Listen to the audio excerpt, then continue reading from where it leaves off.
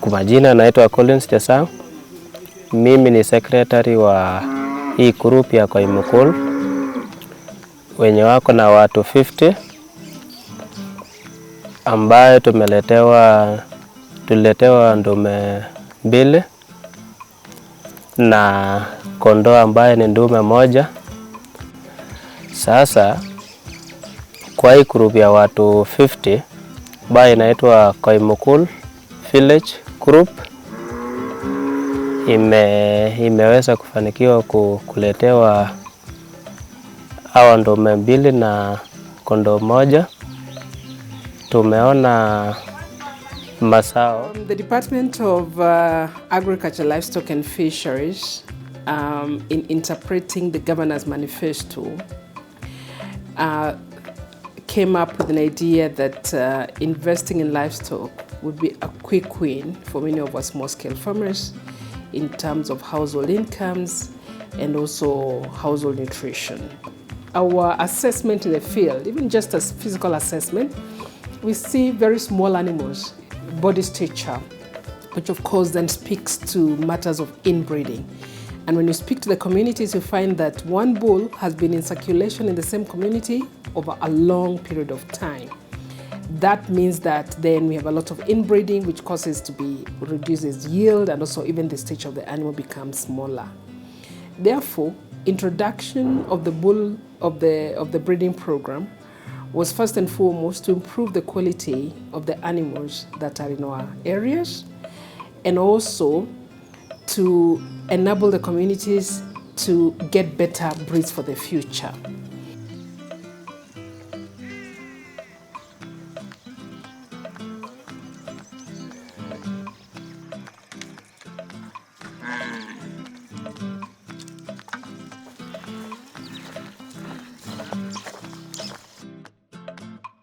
Naitwa Christine Chekwi.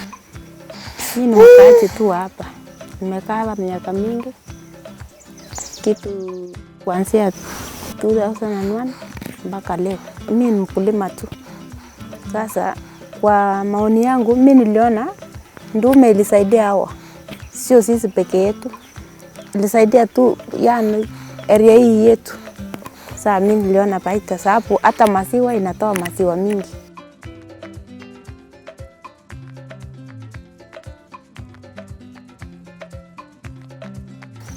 Beleni nilikuwa nikipata lita 5 ama 6. Pengine ng'ombe 5 ama 4. Lakini saa hizi nina kama 10. Asubuhi mimi natoa 11 hivi. Lakini jioni mimi na kama tu ng'ombe 2 natoa 5. Sababu nawaachilia wadogo wanyonyi. Sasa mimi nilishukuru nikasema ni asante kwa kukumbuka kubadilisha ng'ombe ili tupate maziwa na nyama. Many of the communities in our drier zones do not always get the best. They don't get a lot of milk. Therefore, for example, introduction of the Saiwa and the Boran, definitely when it's crossbred with the local breed, then of course you get better milk for the household, both for consumption and for sale.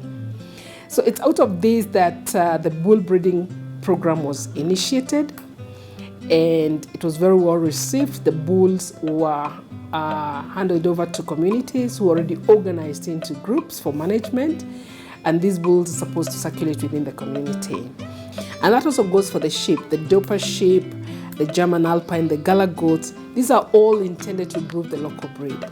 And improving the local breed means that we can bring in new genetics, improved genetics, and like I said earlier, reduce on the inbreeding challenge that we've noted with our farmers.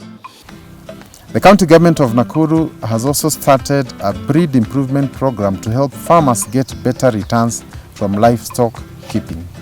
A total of 100 Sahiwal and Borana bulls were purchased. We also got 130 Dopa rams and 130 girl goat bucks have been distributed under the initiative at a cost of 21.5 million shillings.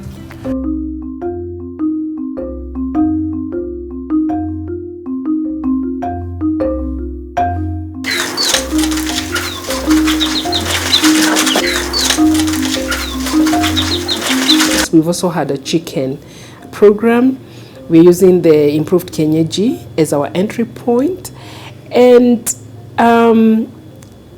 generally, almost all our households, our rural households, have 3-4 chickens running around. And chicken become a very good opportunity for quick earnings and for emergency expenditure in the rural households.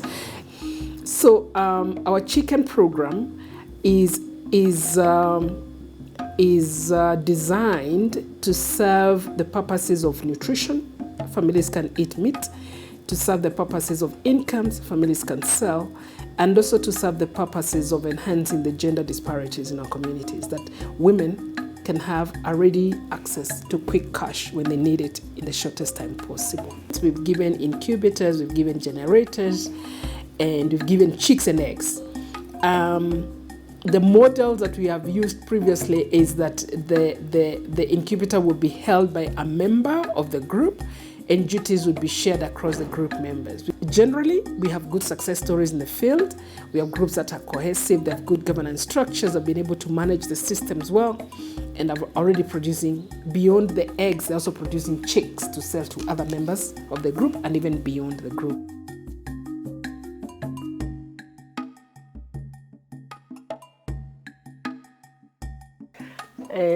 Kwa majina ninaitwa Elimu Kariuki.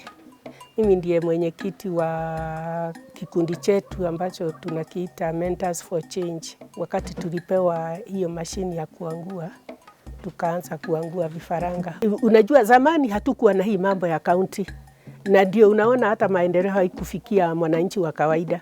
Kwa hivyo mimi naona hii kaunti, hasa hii yetu ya Nakuru, imetusaidia sana.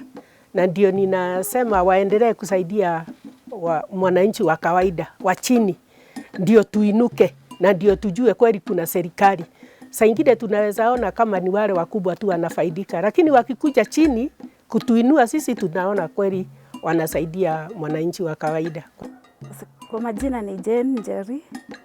Mimi ndio secretary wa kikundi cha Mentors for Change, ambacho kikundi kiko tayari village in Molo Ward, Molo Sub County in Nakuru County.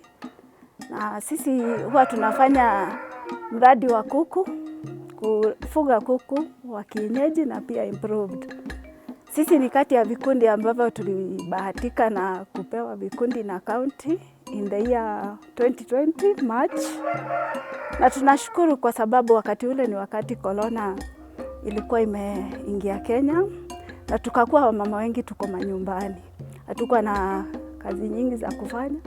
Na kwa hivyo tulipopewa hizo kuku, tulipewa kikundi chetu, tuna members 15, na kila member alipewa vifaranga 50, 1 month old, ambazo tulifuga.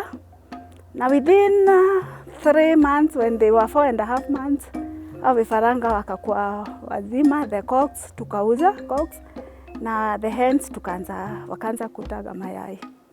Na tukakuwa tunabahatika sana kwa sababu hali ya uchumi wakati ule ilikuwa chini sana. Hakuna income nyingine tulikuwa tunapata.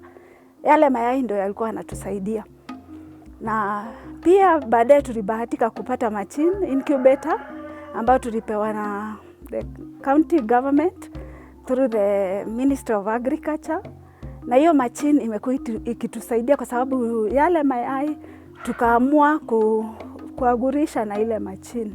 So tukawa tumepata advantage ya pili ya kwamba county imetupatia vifaranga ambao wamekomaa, wameanza kutaga mayai, na tumepata incubator, tunaagua yale mayai. Kwa hivyo pia ikakuwa ni tumeadiwa value ya yale, badala ya kuuza mayai yakiwa mayai, tukaanza kuuza vifaranga. Na tukaendelea vizuri sana, na ndiposa mmeona wale vifaranga ni kati ya mazao ya ile first breed ambayo tulipewa. Breed wenyewe walikuwa ni improved kienyeji, breed ya rainbow, lakini tumeendelea pia na cross breed na breed wengine improved.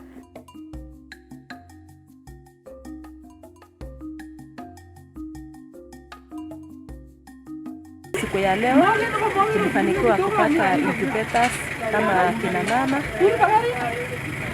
Kwa tunasema ni asante sana kwa government wetu wa Nakuru. Mbeleni tulikuwa hiyo grupu yetu tulikuwa tumefuka kuku, tumelima mashamba ya mboga, lakini tumechenga manyumba, lakini siku ya leo tu tumekumbukwa, Mungu ametukumbuka, tunapata incubator kwa hiyo grupu yetu ya kina mama.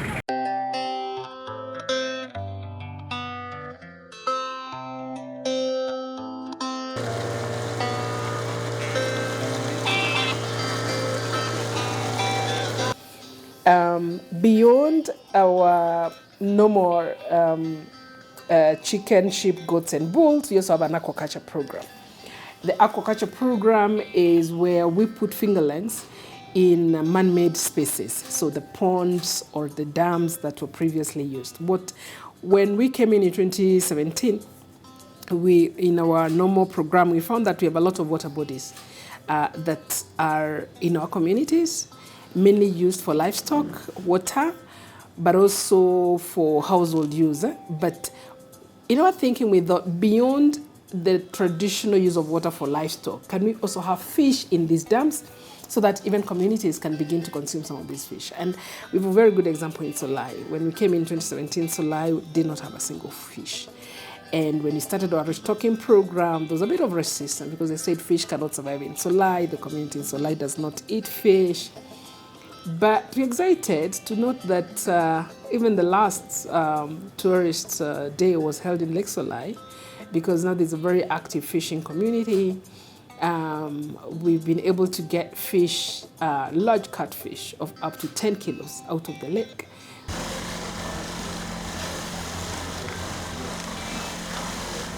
Mimi naitwa Bernard Okeo. Mimi ni mmoja wa mvuvi hapa Lake Solai. So hapa tonnage ama the quantity ya samaki tunasapata kwa mwezi ni around 1200 pieces. So kwa siku saa zingine inaweza enda 120, saa zingine ina fluctuate according to the weather changes. Omar Said. Mimi ni coxswain. Dereva kuendesha boat. Ni in charge Lake Solai. Nilikuja hapa last year mwezi wa 7.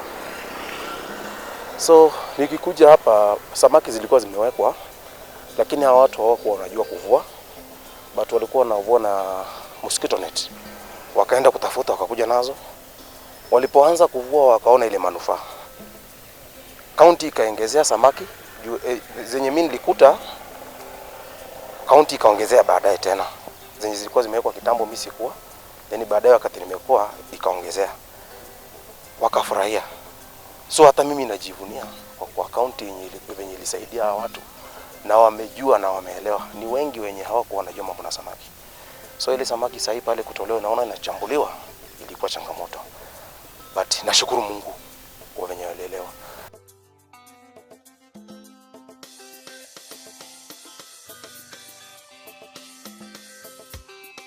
I also want to say that as a county, we have prioritized the issue of fish farming because we realize that there are multiple advantages when it comes to fish farming.